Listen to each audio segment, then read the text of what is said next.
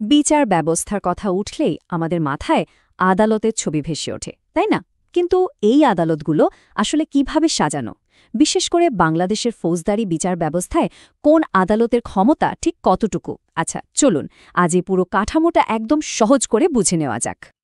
তো প্রথমেই যে প্রশ্নটা মাথায় আসে সেটা হলো, বাংলাদেশে ফৌজদারি আদালত আসলে কয় ধরনের, আর তাদের কাজের ধরনই বাকি?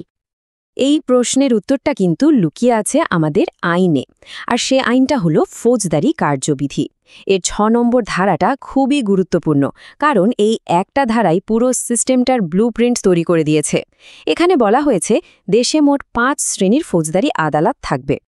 মানে আইনটা একটা পরিষ্কার হায়ারার্কি বা স্তরবিন্যাস তৈরি করে দিয়েছে। এটাকে একটা পিরামিডের মতো ভাবা যেতে পারে।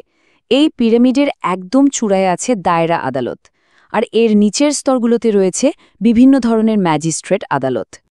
তো চলুন পিরামিডের একেবারে চূড়া থেকেই শুরু করা যাক। দেখে নেওয়া যাক এই দায়রা আদালতের গঠন আর ক্ষমতা কেমন। এখন কথা হলো, এই দায়রা আদালতগুলো তৈরি হয় কিভাবে? এর উত্তরও কিন্তু আইনে দেওয়া আছে। ফৌজদারি কার্যবিধির ৯ নম্বর ধারা বলছে, সরকার প্রত্যেকটা দায়রা বিভাগের জন্য একটা করে দায়রা আদালত স্থাপন করবে। একটা দায়রা আদালতে সাধারণত ৩ পদের বিচারক থাকেন। একেবারে ওপরে আছেন দায়রা জজ, তারপর অতিরিক্ত দায়রা জজ, আর আছেন যুগ্ম দায়রা জজ। বিচারিক কাজে এদের প্রত্যেকেরই কিন্তু একটা বিশেষ ভূমিকা আছে। আচ্ছা, দায়রা আদালতের কথা তো জানা গেল, এবার চলুন পিরামিডের নিচের স্তর অর্থাৎ ম্যাজিস্ট্রেট আদালতগুলোর দিকে নজর দেয়া যাক। দেখুন, দায়রা আদালতে ঠিক নিচেই আছেন ম্যাজিস্ট্রেটরা। এদেরকে প্রধানত ২টা ক্যাটাগরিতে ভাগ করা যায়। ১. জুডিশিয়াল ম্যাজিস্ট্রেট, যাদের মূল কাজ হল বিচার করা, আর ২. নির্বাহী ম্যাজিস্ট্রেট, যাদের কাজটা মূলত প্রশাসনিক, যেমন ধরুন আইন শৃঙ্খলা রক্ষা করা। বিচার বিভাগকে শাসন বিভাগ থেকে আলাদা রাখার জন্যই কিন্তু এই চমৎকার ব্যবস্থাটা করা হয়েছে। এখন এই যে জুডিশিয়াল ম্যাজিস্ট্রেট, তাদের মধ্যেও কিন্তু ক্ষমতার একটা স্তরভেদ আছে। একদম ওপরে আছেন চিফ জুডিশিয়াল ম্যাজিস্ট্রেট, আর মেট্রো এলাকায় চিফ মেট্রোপলিটন ম্যাজিস্ট্রেট। আর তাদের নিচে ধাপে ধাপে আছেন প্রথম, দ্বিতীয় এবং তৃতীয় শ্রেণীর ম্যাজিস্ট্রেট। প্রত্যেকেরই কিন্তু ক্ষমতা আর কাজের পরিধি আলাদা। ক্ষমতার কথা যেহেতু উঠলই, চলুন দেখে নিই কোন ম্যাজিস্ট্রেটের দণ্ড দেওয়ার ক্ষমতা ঠিক কতটুকু।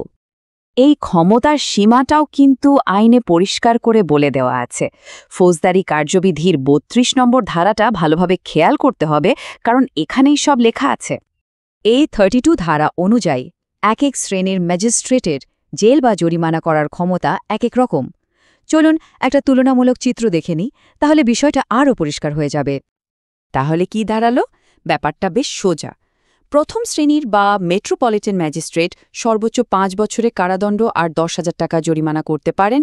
দ্বিতীয় শ্রেণীর ম্যাজিস্ট্রেটের ক্ষেত্রে সেটা কমে গিয়ে দাঁড়ায় ৩ বছর জেল আর ৫,০০০ টাকা জরিমানা।